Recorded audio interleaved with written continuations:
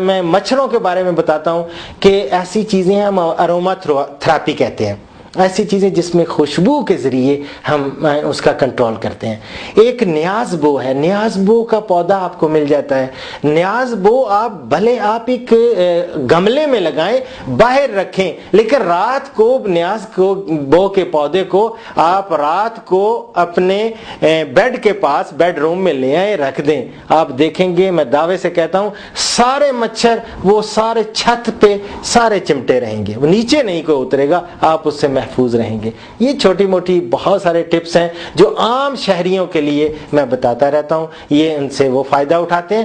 اس کے علاوہ فارمرز، کسان تو الحمدللہ ان کی بھینسیں، بکریاں، گائے، یہاں تک کہ کتے، بلیاں، ان کا علاج بھی وہ مجھ سے پوچھتے ہیں، اسی طرح فصلوں کا، اسی طرح پودوں کا، فروٹس کا، فروٹ ان کے گر جاتے ہیں وہ ان کا کیا علاج ہے، یہ ساری چیزیں میں بتاتا رہتا ہوں الحمدللہ۔ ڈاکٹر صاحب یہ تو طے ہے کہ آپ پاکستانی سائنسدان ہیں اور آپ کو اس پر فخر بھی ہے، یہ فخر آپ کو کیسا محسوس ہوتا ہے؟ الحمدللہ پاکستانی ہونے پہ مجھے بہت فخر ہے، کیونکہ پاکستان ایک پاک سرزمین ہے۔ قدر ہمیشہ یاد رکھیں،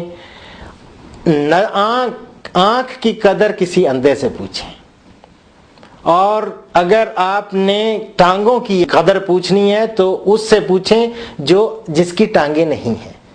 اور ہم تو آزاد قوم ہیں الحمدللہ، اور ایسے آزاد ملک میں، اور ایسا ملک جس کو اللہ رب العزت نے بے شمار نعمتوں سے نوازا ہے۔ میں ایگریکلچر کے ناطے جب سوچتا ہوں کہ یہاں پہ اتنے زیادہ مختلف قسم کے موسم موجود ہیں، ایسے ممالک میں بھی میں نے دیکھا ہے کہ لوگوں سے ملا ہوں جہاں پہ ایک ہی طرح کا موسم رہتا ہے، یا گرمی یا سردی، یا بالکل ہمارے ہاں تو الحمدللہ چاروں موسم۔ پھر زمین دیکھیں، ہر قسم کی زمین، پہاڑ دیکھ لیں، پہاڑ ایسے جہاں پہ برف ہی برف ہے، برف پوش چوٹیاں دیکھیں، اس کے بعد ہمارے پاس میدان دیکھیں، اس کے بعد ریگستان، اس کے بعد ساحلی علاقے، ہر قسم کی زمین، جتنی بھی زمینیں دنیا میں اقسام ہم ورائٹ دیکھتے ہیں وہ ساری کی ساری پاکستان میں الحمدللہ موجود ہیں۔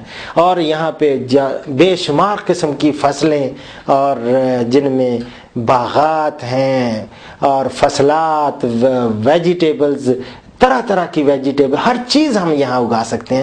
تو مجھے بہت فخر ہے پاکستانی ہونے پہ، اور میں بہت اللہ کا رب العزت کا شکر ادا کرتا ہوں۔ ڈاکٹر صاحب ایک آپ کے بارے میں ایک واقعہ مشہور ہے، اور ظاہر بات آپ سے بہتر کوئی نہیں بتا سکے گا، کہ آپ راستے میں جا رہے تھے، وہاں آپ کو کوئی ایک مرا ہوا کتا نظر آیا، اس کے پس منظر میں کیا محرکات ہیں، اصل واقعہ کیا ہے، ہم یہ جاننا چاہیں گے۔ دیکھیں یہ واقعی بہت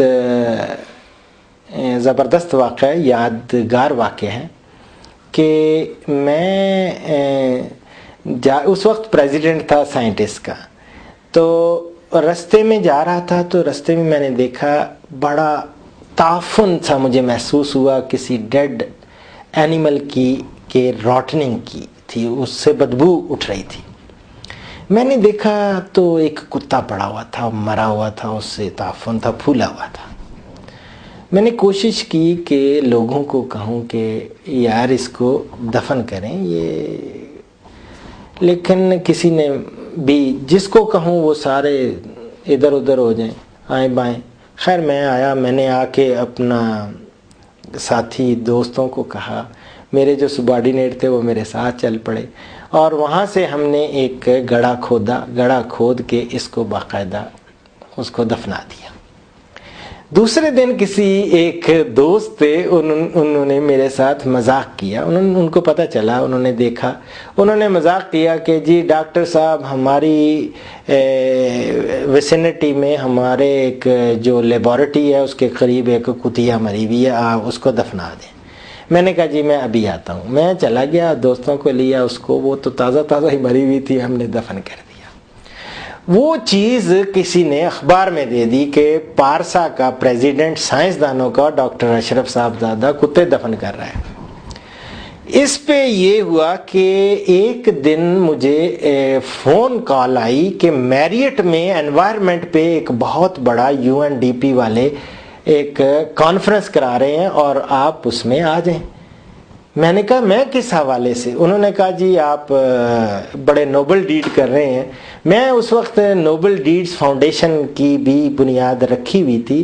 نوبل ڈیڈز فاؤنڈیشن میں ہم لوگ ایک تو تعلیم پہ کام کر رہے تھے، غریب مساکین بچوں کے وظائف تھے، اور ماحول کے حوالے سے بھی ہر کام کر رہے تھے. لیکن وہاں پہ جب پہنچا تو وہاں پہ وہ لوگ پہلے سے ہی متعارف تھے. کسی نے ان کو تعارف کرا رکھا تھا کہ ڈاکٹر اشرف صاحب زیادہ آئے گا، اور وہ آدمی ہے جس نے کتے کو اس طرح دفنایا، کتوں کو، تو ڈیڈ اینیملز کو. تو میں گیا تو خاص طور پہ انگریز لوگ اور وہ پارٹیسپیٹ کر رہے تھے. جو ہی انہوں نے اناؤنس کیا تو سارے کھڑے ہو گئے احترام کے. تو میں نے کہا یار یہ کیا ہوا ہے. پھر اس کے بعد خیر مجھے اسی پہ میں نے ایک پروجیکٹ ڈیولپ کیا، UNDP نے اس کو سپانسر کیا.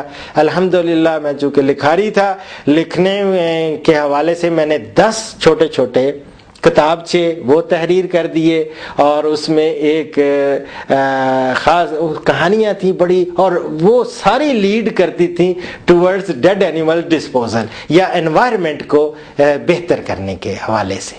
تو یہ وہ کیا ہے. تو وہ پروجیکٹ اس کے لوگوں کو بھی پھر میں نے موٹیویٹ کیا کہ آپ لوگ کریں اس طرح، خود اس کو ڈسپوز آف کریں، ان کو دفنائیں.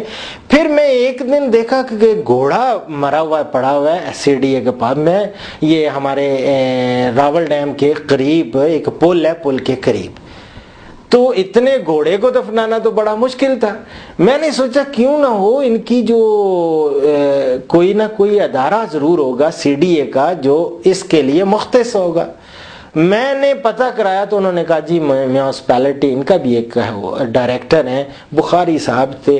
میں عصر کی نماز پڑھنے کے بعد بخاری صاحب کا پتہ چلا کہ جی میرے سیکٹر کے قریب ہی ہیں یہ 2 میں، وہاں پیدل چلا گیا. شلوار کرتا میں نے پہنا ہوا تھا کھدر کا، تو عام سی چپل پہنی ہوئی تھی. ان کے پاس پہنچا تو ان کو ماجرا بتایا. میں نے کہا جی اس طرح ایک گھوڑا ہے اور وہ بدبو چھوڑ دے گا، اور اس طرح یہ تو بڑا ماحول کو بڑا نقصان ہوگا.